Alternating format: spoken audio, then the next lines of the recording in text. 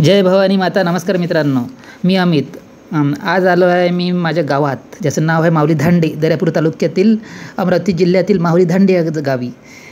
तर मित्रांनो, आज स्पेशली आलेलो आहे मी भवानी मातेच्या मंदिरात दर्शनासाठी. माहुली धांडेमधील अतिशय फेमस प्रसिद्ध मंदिर आहे मित्रांनो. दर्यापूर तालुक्यातील दूरदूरून लोक येतात इथे. आपल्या नवरात्रात तर खूप गर्दी असते इथे. या ठिकाणी इथून रस्ता आहे, आता आलेलं मंदिराजवळ. तर मित्रांनो, हे आहे आमचं कुळदैवत. इथून हा पायऱ्या. अतिशय मस्त मंदिर आणि जागृत मंदिर आहे. स्पेशली हे इथे पडली होती आधीच वीज या मंदिरावर. पहिले तर इथं रूल असे आहेत माहिती आहे का मित्रांनो, इथे पहिले नमस्कार करावा लागते पहिल्याच पायरीवर. आणि मी केला.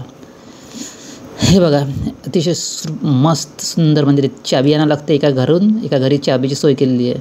आणि दुपारी कोणी नसते ना, म्हणून मग चाबी घेऊन उघडून द्यायला लागते. उघडं स्पेशली उघडं नसते मंदिर. या इकडे आतमध्ये या आतमध्ये. हां, हे बघा, हे आहे भवानी मातेचं मंदिर. अतिशय सुंदर मंदिर आहे. इथे पडली होती एक वेळा वीज, पण भवानी मातेच्या साडीला पण धक्का नव्हता लागला.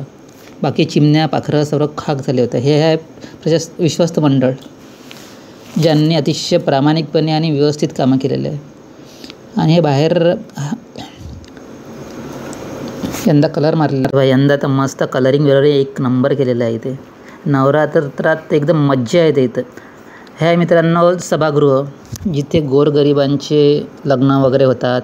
बळवंत वानखडे आहेत ना, ज्या खासदार आहेत, त्यांनी दिलेला आहे हॉल. आणि हे दुसरं मंदिर आहे. या देवीला सांगावं लागते की माझे प्रॉब्लेम्स वगैरे काय आहेत. मग ती देवी जी आहे ना, ती तिकडे सांगते त्या देवीला.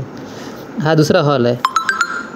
नवरात्रात जे स्पेशली जे दुरून लोक येतात ना, त्यांची बसण्याची व्यवस्था येते.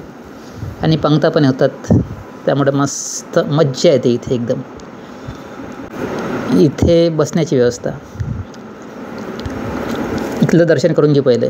स्पेशली इथे सांगावं लागते आपले प्रॉब्लेम्स काय आहेत. मी तर सांगत असतो नेहमी. आणि प्रॉब्लेम सॉल्व पण होतात एकदम मस्त. कोणते पण प्रॉब्लेम सांगा, एकदम सॉल्व होऊन जातील तुमचे. आणि इकडे जे आहे ना, हे ओम लिहिलेलं आहे, त्याच्यावरती चढावं लागते ते वगैरे लावासाठी. आणि इकडे माहिती आहे का काय आहे, इकडे भंडाऱ्याच्या वेळेस स्वयंपाक वगैरे होतो ना, ते इकडे होतं. एकदम मस्त केलेलं आहे हे. आणि या आतमध्ये होतं. आता इथे सेटर लागलेला आहे, त्यामुळे उघडताना चाबी नाही आहे माझ्याजवळची. स्वयंपाक तर एकदम टेस्टी बनते इथे. नवरात्रात लोक दान देतात. कोणी बुंदी देते, कोणी बर्फी देते, कोणी कणी, कोणी काही देतात. आणि हा आहे हॉल. दूरदूरून जे लोक होतात त्यांच्या आरामाची व्यवस्था. आतमध्ये 2-2, 3-3 फॅन आहेत. लोकांनी वर्गणीतून एकदम मस्त बनवलेलं आहे.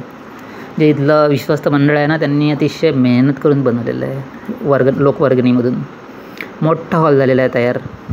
आधी या ठिकाणी काही नव्हतं, पण लोकांनी पुढाकार घेऊन हे आहे पाण्याची सोय, पाण्याची टाकी, 24 तास पाणी सेवा, जे आपल्या घरी नसते पण इथं असते.